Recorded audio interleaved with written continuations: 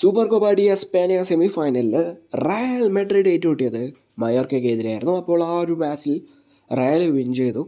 3-0 win ചെയ്തത്. First ഹാഫിൽ Real അത്യാവശ്യം നല്ല എഫേർട്ട് ഇട്ടിട്ടുണ്ടെങ്കിലും റിസൾട്ട് ക്രിയേറ്റ് ചെയ്യാൻ പറ്റിയില്ല. പക്ഷേ സെക്കൻഡ് ഹാഫിൽ റയൽ ഉദ്ദേശിച്ച റിസൾട്ടും കാര്യങ്ങളും ക്രിയേറ്റ് ചെയ്തു. അപ്പോൾ ഈ ഒരു വിജയത്തോടു കൂടി സൂപ്പർ കോപ്പ ഡി എസ്പാനിയ ഫൈനലിൽ ബാസ് ഏറ്റുമുട്ടാൻ വേണ്ടി പോകുന്നത് റയൽ മെഡ്രിഡിനെതിരെയാണ്. അപ്പോൾ കഴിഞ്ഞ വർഷം സൂപ്പർ കോപ്പ ഡി എസ്പാനിയ ഫൈനലിൽ നമ്മൾ 4-1 റയൽ മെഡ്രിഡിനെതിരെ തോറ്റു. ആ ഒരു തോൽവി ശരിക്കും പറഞ്ഞു കഴിഞ്ഞാൽ അക്സെപ്റ്റ് ചെയ്യാൻ പറ്റാത്തൊരു കാര്യമായിരുന്നു. കാരണം ആ ഒരു മാച്ചിൽ ബാസക്ക് ശരിക്കും പറഞ്ഞു കഴിഞ്ഞാൽ ഒരു ടൈറ്റ് കോമ്പറ്റീഷൻ കൊടുക്കാൻ പറ്റുമായിരുന്നു. റയൽ മെഡ്രിഡിന് ലോക്ക് ചെയ്യാൻ പറ്റുന്ന ഒരു സിറ്റുവേഷനിൽ പോകാൻ പറ്റുമായിരുന്നു. പക്ഷേ ചാവിക്ക് ഒരു ബെറ്റർ ആയിട്ടുള്ളൊരു സൊല്യൂഷൻ കണ്ടെത്താൻ പറ്റാത്തത് കൊണ്ട് ആ ഒരു മാച്ചിൽ ബാസ 4-1 തോറ്റു. അപ്പോൾ അതിനുള്ള റിവെഞ്ച് ആയിരിക്കും ഇത്തവണത്തെ സൂപ്പർ കോപ്പ ഡി എസ്പാനിയ ഫൈനലിൽ ഉണ്ടാവുക എന്നാണ് ഞാൻ വിശ്വസിക്കുന്നത്. നമ്മുടെ ടീമൊക്കെ ടോപ്പായിട്ട് നിൽക്കുമെന്ന് ഞാൻ വിശ്വസിക്കുന്നു. പിന്നെ ഈ ഒരു മാച്ചിൽ നമ്മുടെ ഡാനി ഓൾമോ, പാവോ വിക്ടർ എന്നീ 2 താരങ്ങളുണ്ടാവും. അവരുടെ രജിസ്ട്രേഷൻ ഇപ്പോൾ നടത്തിയിട്ടുണ്ട്. ഏപ്രിൽ 7 വരെ ആണ് ആ ഒരു ടെമ്പററി രജിസ്ട്രേഷൻ ഉണ്ടാവുക. അപ്പോൾ നിലവിൽ ഈ 2 താരങ്ങളുടെ ലാലിഗ രജിസ്ട്രേഷൻ നടത്തിയതിൻ്റെ പേരിൽ ചില ക്ലബ്സിന് എതിർപ്പുണ്ട്. അത് അവരുടെ ഒഫീഷ്യൽ വെബ്സൈറ്റിലൊക്കെ പബ്ലിഷ് ചെയ്തിട്ടുണ്ടായിരുന്നു. ശരിക്കും ആ ക്ലബ്സിനൊന്നും ഈ ഒരു കാര്യത്തിൽ ഇടപെടേണ്ട യാതൊരു ആവശ്യമില്ല. കാരണം ഇത് ലാലിഗ ആയിട്ടുള്ള ഡീലിങ്സാണ്.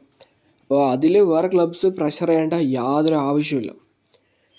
ഇപ്പോൾ ഈ പറയുന്ന അത്ലറ്റിക്കോ ബിൽബാओ ആയിക്കോട്ടെ, സെവിയ ആയിക്കോട്ടെ, അത്ലറ്റിക്കോ മാഡ്രിഡ് ആയിക്കോട്ടെ, ലാ പാൽമാസ് ആയിക്കോട്ടെ, ഏത് ക്ലബ്ബ് ആയിക്കോട്ടെ, ഈ ഒരു കാര്യത്തിൽ ഇടപെടേണ്ട യാതൊരു ആവശ്യമില്ല.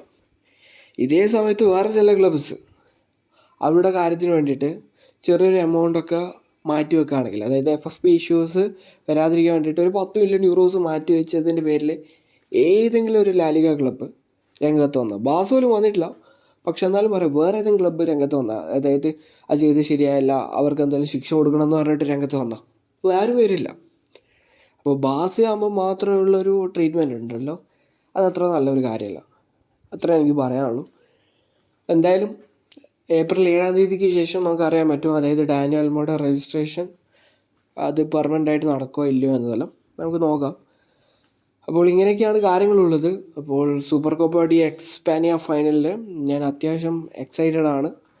ബാസ ഒരു കിടിലൻ കംബാക്ക് നടത്തുമെന്നാണ് ഞാൻ വിശ്വസിക്കുന്നത്.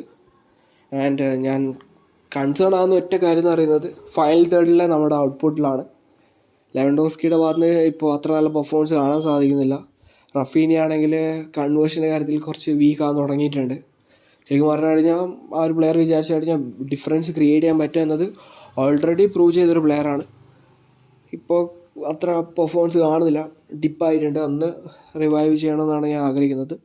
പിന്നെ ലെമീൻ എന്തായാലും ആ ഒരു മാച്ചിൽ അവൈലബിൾ ആയിരിക്കും. ഇത് ഓൾമോസ്റ്റ് സ്റ്റാർട്ടിംഗ് ലെവലിൽ ഉണ്ടെങ്കിൽ ഉറപ്പാണ് നമ്മൾ ആ ഒരു മാച്ച് വിൻ ചെയ്തിരിക്കും. അത്രേ എനിക്ക് പറയാനുള്ളൂ. അപ്പോൾ ഈ ഒരു മാച്ച് എങ്ങനെയായിരിക്കും ഉണ്ടാവുക എന്നതെല്ലാം കണ്ടു തന്നെ അറിയാം. അപ്പോൾ ഈ ഒരു മത്സരത്തെക്കുറിച്ച് നിങ്ങളുടെ അഭിപ്രായം എന്താണ്? ആ ഒരു മത്സരം ബാസ വിൻ ചെയ്യുമോ ഇല്ലയോ? ജസ്റ്റ് ഒന്ന് കമൻറ്റ് ചെയ്യുക. അപ്പോൾ ഇതൊക്കെയാണ് ഈ വീഡിയോയിൽ പറയാൻ ആഗ്രഹിച്ച കാര്യങ്ങൾ. ഈ വീഡിയോ ഇത്രയുള്ളൂ. അടുത്തൊരു വീഡിയോ ആയിട്ട് കാണുന്നവരെ ബൈ.